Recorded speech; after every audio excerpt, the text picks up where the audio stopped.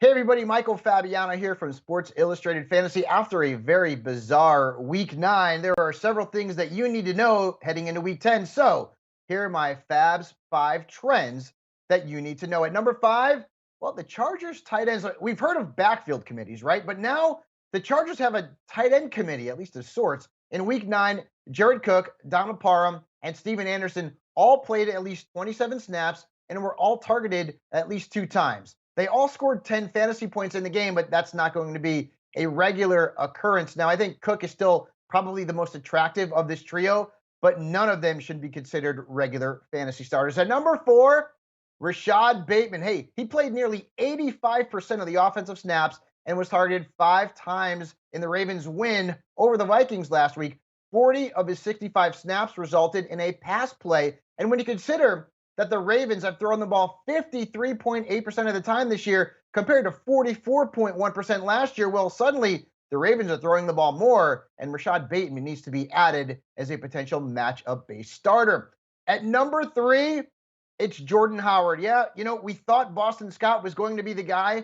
Well, we were wrong. He's gone from the practice squad, Howard has, to the Eagles' top running back. He led the backfield in touches and red zone looks against the Chargers, and his 23 snaps were just 2 fewer than Scott. Now, over the last 2 weeks, Howard has a 27% touch share and 12 red zone looks, and the Eagles have run the ball 44.8% of the time since Miles Sanders went down. That's up nearly 10% from the 35.2 that they did when Sanders was actually active. So, not great news for Miles Sanders fantasy managers, but if Jordan Howard's on the waiver wire, go out and pick him up. At number 2, let's talk about the Broncos backfield. Remember all the talk of Javonte Williams taking over as Melvin Gordon is an older running back who maybe potentially loses that job in the second half?